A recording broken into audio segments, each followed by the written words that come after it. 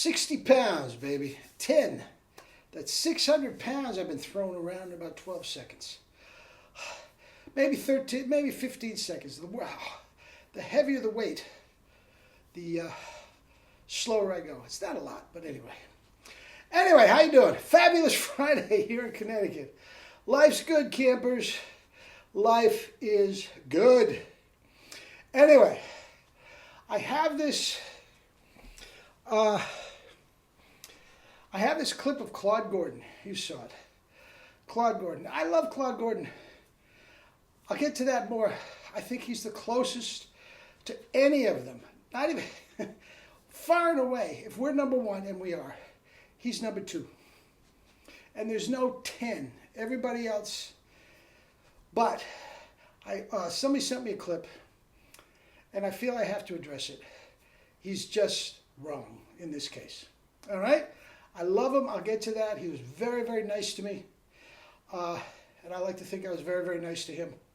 But anyway, no bike, 310 swings with some heavy ones. And let's see what we got. The first notes of the day.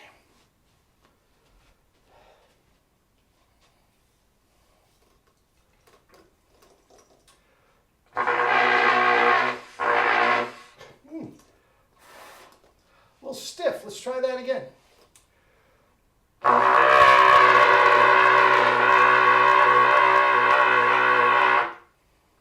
Hang on. All right. Yeah, the second one felt a little better, but you hear the first one? Didn't want to vibrate. Let's see if that has any effect on...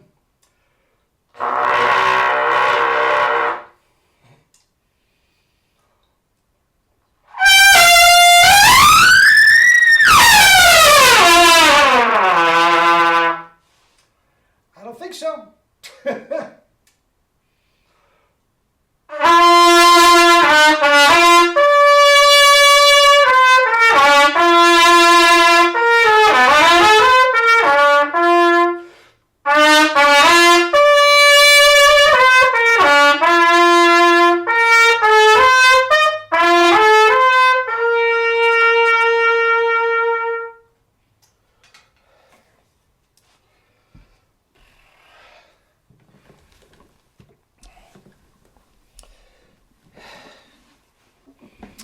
Anyway,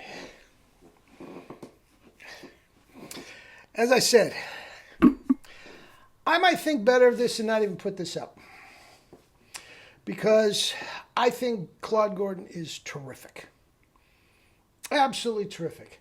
When I was younger, we were at a brass conference up in Montreal, Canada, and I played the Haydn trumpet concerto on a Boozy and Hawkes E-flat trumpet and nailed it to the frickin' wall.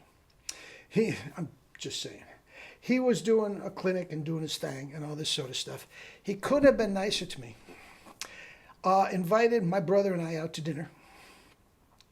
And we just talked, bored my brother to tears, but we just talked and talked and talked like two old friends about trumpet. He had stories about Herbert L. Clark and all this sort of stuff. It was just a wonderful, wonderful evening. And my only regret about that evening, and I've told you before, was that Jerry had not started the tongue stuff yet. Not even close. It was all the bottom lip thickening, pushing up, which is all true, but the tongue should control that whole thing. Anyway, as you know, his stuff is all tongue control. Now, by that time, I had been through his book, okay? His main book. I'm not sure the name of it. I can look it up. And he was on the right track, man. He realized that the tongue controlled the whole thing. Spring allergies, I'm sorry. I'm sorry. Jeez. Anyway, he realized that the tongue controlled the whole thing. All right? The only different one, he had the tongue arch and going the back. Ah, E, E. Where is the tongue when you say E? It's way in the back with an arch. We do exactly the opposite. Now, whenever I do something on Claude Gordon, his minions comes out in force and say that's not what he was saying. Guys, if he changed towards the end of his career when you studied with him, so be it. In his book, which I have read 50 times, it's E, E, and the tongue goes back into the E syllable. That is not what we are doing at all. It's completely the opposite. The tongue is forward. There's no syllables whatsoever. Jerry claims whenever you put a syllable to the articulation, you are not in the right place. Okay? Now, this clip, tiny little 1.5, 2-minute clip, is about pedal tones. Okay? And he does pedal tones, but he says a few things. Number one, the lip has nothing to do with the pedal tone. Guys, guys, the lip has everything to do with the pedal tone. Guys, if you are changing pitch, even if it's a pedal tone, even if it's 2 octaves below, that is the vibrating membrane, and it has everything to do with a pedal tone. He said it has to do with the jaw.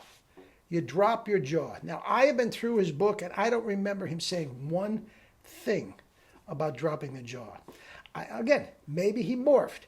Jerry changed dramatically from trumpet yoga to the day he died. Dramatically. So if he changed, so be it. Mea culpa. It's not what we were talking about that night. Okay? The jaw drops. I can only speak for myself. My jaw doesn't move. Single pedal or double pedal, it doesn't move. The only thing that moves is the lips. Unrolling, einsetzen, onsetzen.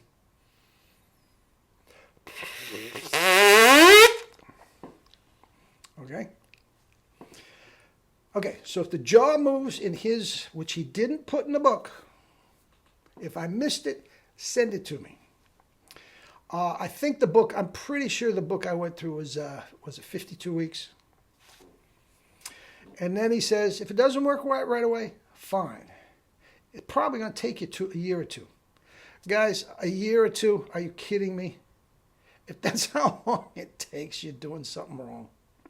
I'm sorry. Now, everything else, he was on the right track. The tongue, da-da-da, da-da-da. I don't like the fact that he had you overblowing, filling up so much.